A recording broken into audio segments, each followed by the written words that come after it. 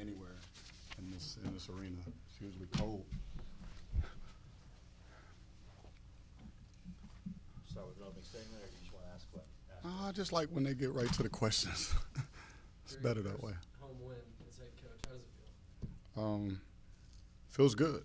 You know, you always want to be able to secure wins at home, you know, because that's your support. Those are the people who appreciate you, who show up for you, right? And you want to do well for them. You want to put on your best performance. You want to win. So, you know, it was exciting for myself, the staff, our team to finally look up in the stands and not see everybody walking with their heads down, but clapping and cheering. So, no, it's important that you protect your home court and your home floor. So, we got some ways to go. We got a few games to make up for in that department. A three-parter question. What's more satisfying, the fact you get your first win at home, your first win in the United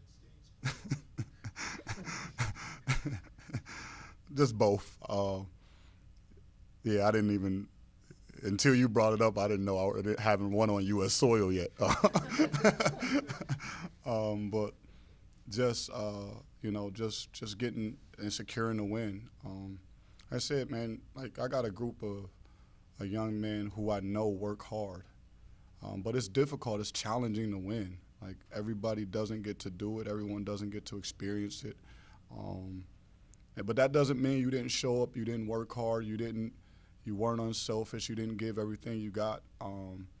But I think that's the coolest thing about getting wins at the end of the day, because I know the effort and energy that they pour in each and every day. So it's always something that you enjoy when you get to see them celebrate after a win. Coach, you guys, we talked about this on Tuesday with the offensive rebound departments, and you said you weren't as happy with it. You guys out-rebounded on the offensive glass by 8. What changed, and were you happy to see that? Absolutely. I think we have some incredible rebounders from different positions. And Max Edwards, Cam is doing an unbelievable job of, if he doesn't get the rebound, he's applying pressure by crashing to the boards. Jay Sean is his MO, right? If you followed his career, he's a good offensive rebounder. And then, you know, Dave wasn't his normal self tonight. He was battling through some seemed like some cold issues, but he gave us what he had. And then Chabi's been doing an unbelievable job on the glass. So our outtake was, hey, so far there's been a lot of misses on our side.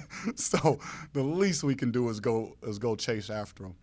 But we challenged the guys. We had 9 at halftime, and we could have been satisfied. We challenged them to get 10 more, and we wound up with 20. So. You gave up 22 points in the first 8 minutes and then just 44 the rest of the way. What changed with the defense? Attention to detail. I thought they got out and transition on us, even on makes where we weren't getting set, we weren't alert, we weren't aware, and we just were giving up too many drives, right? They were touching the paint. And I think that's a nationwide thing. If you let teams drive and touch the paint, it's just going to collapse your defense and make it challenging.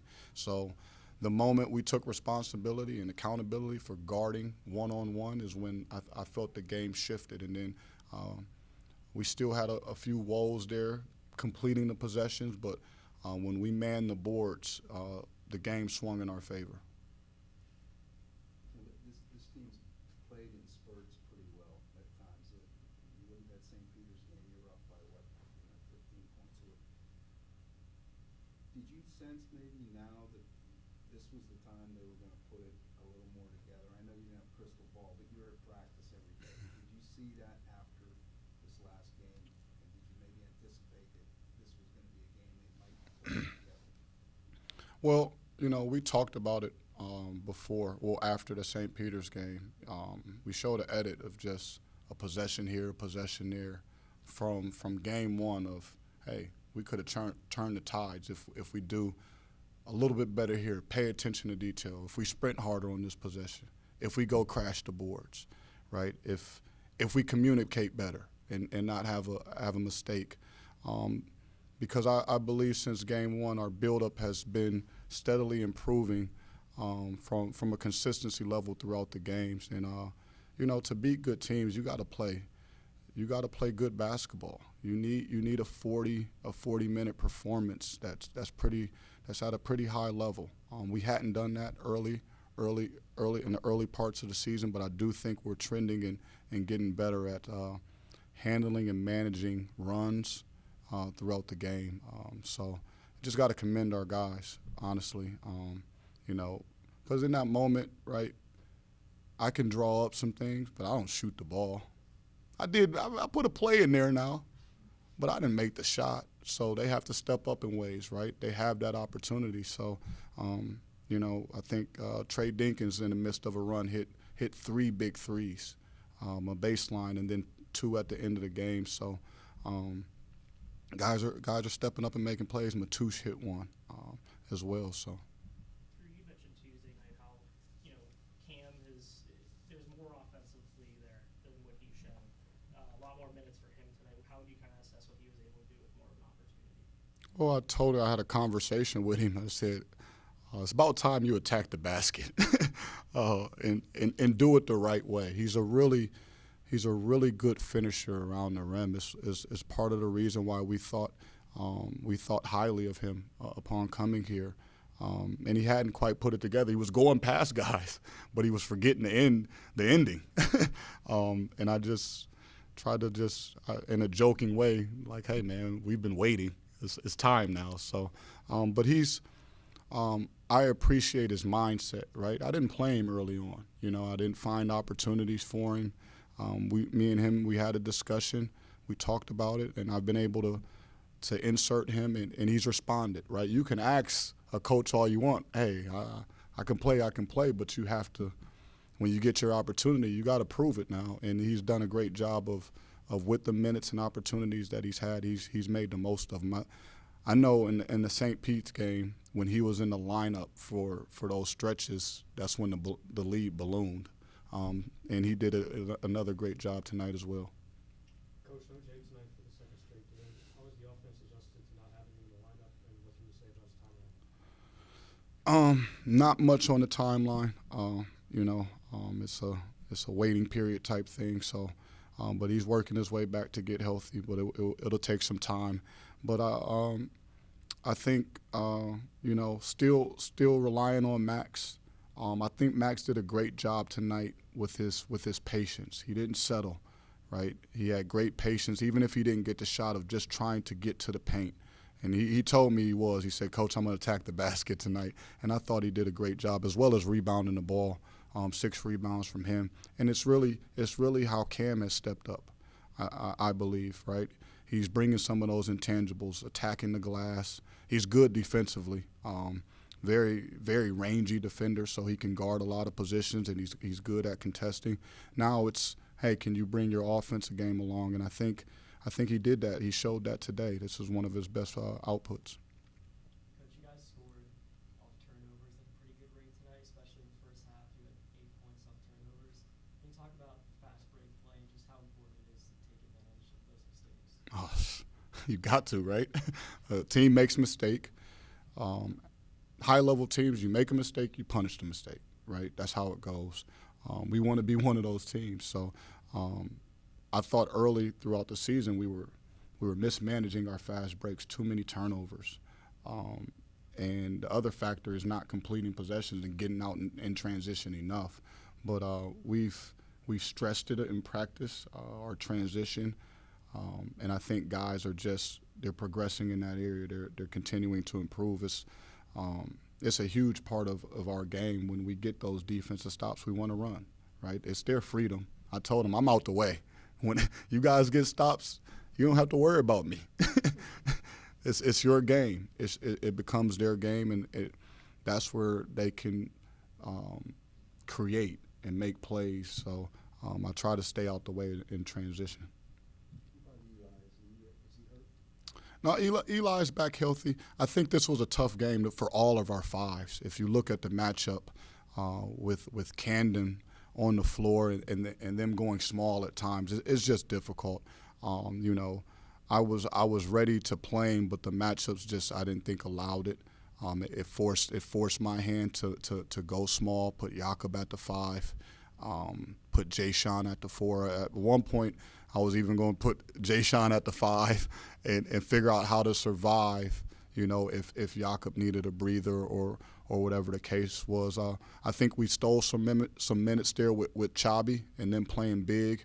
And I think they made the adjustment first to go to a smaller lineup. And having our 5s cover in down screens and flare actions and a guy who's constantly in ball screens and driving the ball, that's a difficult task when my 5s are more rim protectors. Eli, big rim protector. Chabi, rim protector. The one that was capable but was under the weather a little bit was Dave, and you could tell he just didn't have it. He kept saying, "Coach, my chest is hurting." So he was 2 minutes at a time, but it's just a challenge. You know, lineups sometimes dictate what you can do. You talked about Cam not playing a little bit in the beginning of the season, Eli not playing tonight much. You've got all these guys on your team who've played a lot at school. How have they adjusted to you, I guess, experimenting with lineups so far this season? You know, you have to commend them. I know I do because, look, they all want to play, right? They didn't come here to not play, and I want to play them.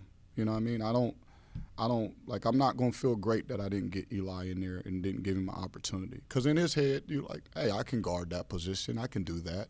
You know, that's and I respect the hell out of that, right? I respect the hell out of that. Why should he believe he can't take on that challenge? But it is a challenge.